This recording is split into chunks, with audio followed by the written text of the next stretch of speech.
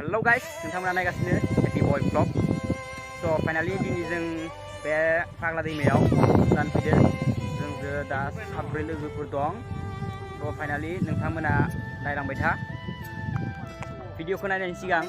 like comment share खालाम स' नोंथांमोना आंनि गोदान गोदान भिडिअ मोनबाय थागोन नायलांबाय था जोबजासिम भिडिअखौ नायलांबाय था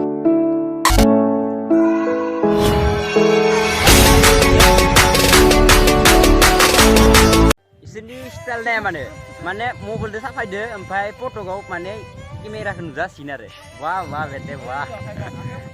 आखायाव फट' माने फेसबुकाव होसिगोन आंहा दिन्थिलांदों बेफोरबायदि आरो ना माने दोंखायोबा आरो इया मालिकानि नालाय जोंनिनो लोगो भाराबो लाया जोंनिफ्राय मोजां गथ' जोंखौ ओरैनो साफायनो लाबोबाय थायो आंनि पाला आरो ना आं लानि एबार गस्लानि मोनसे नैखि लाखांबाय जोंना अनसाय बिथाङा नै साफायग्रा नै जों दा फट'शुट खालामनायनि लकेसन सोलायनायदो बेयाव लाखांबाय लोगोफोरा मोननैसो क्लिप लाखांबाय दा जोङो एसे आगोलाव थांनायनि माबायदि जायो भिउखौ एसे चेन्ज खालामनि आरोना लकेसनखौ स' नोंथांमोना नायलांबाय दा दोङो केमेरा मालिक आरो नै जानिनो असे फंबाय जायो ओमफ्राय आङो दा फंनैसो आंनि बागै बुंदो मा बुंनो सानो नोंथां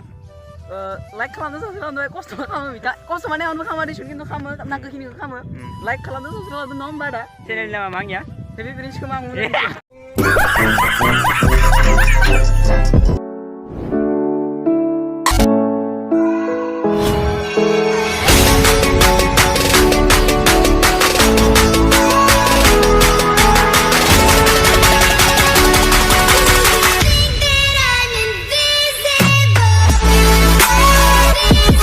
जों दा थांनो नागिरबाय आरो ना नोंथांमोननो बारा भिडिअखौ खोन्थिनो हायासै अखा हाना होबाय दा केमेराया एसे प्रब्लेम जायोना अखा हाबा दानि बुस्थु मा होननो प्रब्लेम जायो बेनिखायनो जों थांनोसै दा भिडिअखौ नोंथांमोना नायना माबायदि मोनदो कमेन्ट खालाम गाज्रि जादोंबा सोरबा हर कमेन्टआव बुंबाय आरो मोजां जादोंबा थाब गावसिना हो लाखफोरा स' दिनैनि थाखाय बेखिनियानो जाथ'बाय नोंथांमोना नेनानै था नेक्स्ट भिडिअआव लोगो मोनगोन अखा हानो नागिरदो बाय बाय टाटा गासिबो